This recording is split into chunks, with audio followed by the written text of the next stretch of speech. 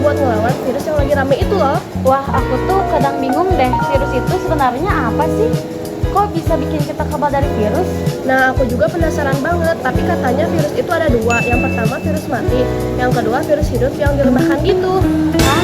Virus hidup tapi dilemahkan, berarti dia masih bisa hidup dong. Kok nggak bahaya? Sebenarnya sih nggak bahaya, soalnya kan udah diolah di lab gitu. Daripada kita nebak-nebak, gimana kalau kita bikin pembahasan tentang virus kayak vaksin, interferon, virus, sama prion juga. Wah iya, sayang buat tugas kita kan? Yuk kita mulai. Tubuh kita tuh sebenarnya punya sistem kekebalan tubuh loh, tapi kekebalan tubuhnya itu nggak cukup kuat. Makanya kita tuh harus cari cara lain untuk mengobati dan mencegah infeksi virus itu sendiri. Nah, kalau untuk mencegah bisa dengan cara vaksinasi. Kalau untuk pengobatan bisa dengan cara kemoterapi antivirus atau interferon. Nah, vaksin itu terbuat dari virus. Ada virus mati, terus ada juga virus hidup tapi dilemahkan. Tujuannya tuh untuk tubuh kita tuh untuk mengenali virus itu sendiri dan membentuk kekebalan yang cukup kuat, tapi tidak benar-benar sakit juga. Nah, vaksin virus itu dibagi menjadi dua. Kayak sebelumnya, yang pertama ada virus mati.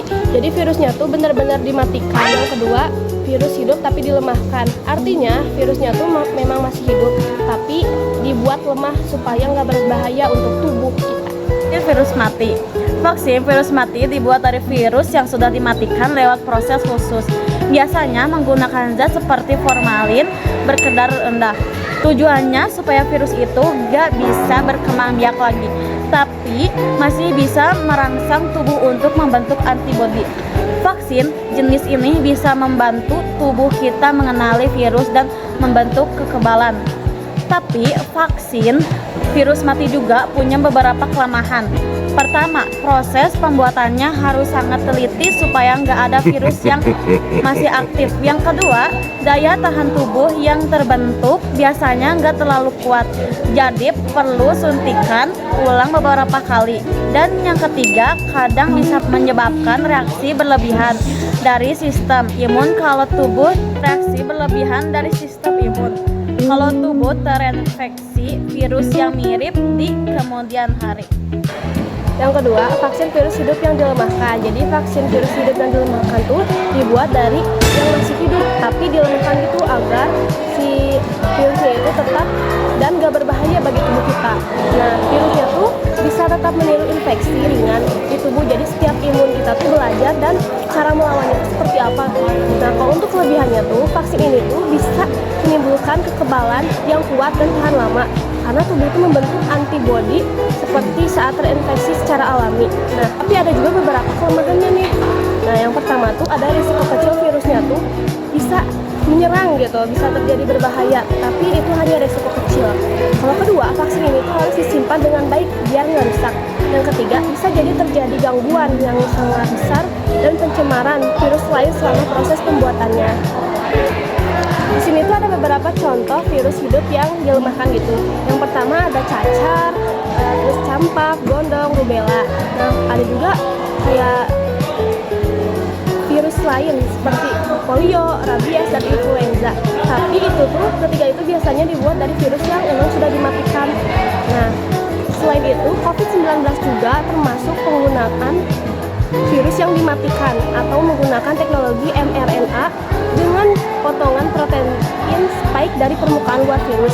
Nah, cara pemberian vaksinnya tuh bisa dengan cara disuntik kepada kulit, nah lalu bisa melalui mulut seperti pada vaksin polio, atau disuntik secara intradermal maupun intramuskular seperti COVID-19. Interferon adalah protein yang dihasilkan oleh tubuh, hewan atau sel yakan sebagai respon terhadap infeksi virus. Fungsinya untuk menghambat perkembangbiakan virus di dalam sel dan membantu sistem imun melawan infeksi. Juga bisa mengatur pertumbuhan dan kerja sel, serta berperan sebagai pertahan pertama tubuh terhadap virus. Selanjutnya tuh ada kemoterapi antivirus.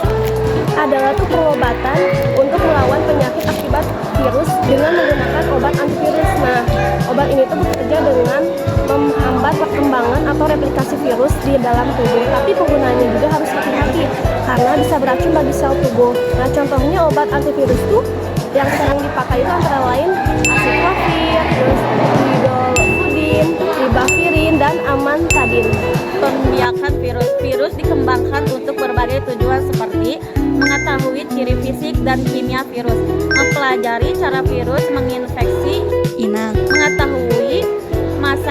inkubasi. dan siklus hidupnya, mengetahui cara penyebarannya, serta untuk membuat vaksin. Virus hanya bisa hidup dan berkembang biak di dalam sel hidup. Biasanya di telur ayam yang mengandung embrio atau biakan sel di laboratorium. Dengan cara ini, meneliti bisa mengenali dan meneliti virus dengan lebih mudah. Viroid itu mirip virus, tapi lebih sederhana lagi. Isinya cuma RNA kecil terbentuk lingkaran, tanpa pelindung kapsid. Walaupun sederhana, viroid bisa berkembang biak di dalam sel inang dengan memanfaatkan enzim dari sel itu sendiri. Biasanya viroid menyerang tanaman dan bisa bikin tanaman tumbuhan tidak normal atau bahkan mati. Contohnya pernah ada kasus di Filipina tahun 1927, juta pohon kelapa mati karena viroid. Nah, selanjutnya itu ada prion. Prion itu bukan virus atau viroid, tapi protein yang bisa menular. Nah, penemuannya itu adalah Stanley Prusiner yang dapat hadiah Nobel tahun 1997. Bedanya kalau viroid itu tidak bisa berkembang biak sendiri, tapi dia tuh bisa mengubah protein normal di otak jadi rusak. Jadi maksudnya tuh protein rusak ini tuh kan kalau menumpuk di otak tuh bisa bikin otak gagal dan tidak sampai berfungsi juga ya, sampai gagal. Nah, akhirnya juga menyebabkan penyakit otak yang sangat parah juga. Nah, contoh penyakit akibat prion antara lain juga adalah penyakit sapi gila, lalu ada CJD yaitu Creutzfeldt-Jakob disease, dan FFI yaitu fatal familial insomnia. Lalu ada penyakit flu di Papua Nugini akibat kebiasaan kanibalisme zaman dulu. Nah, kalau setelah itu dilarang, penyakit flu pun menghilang.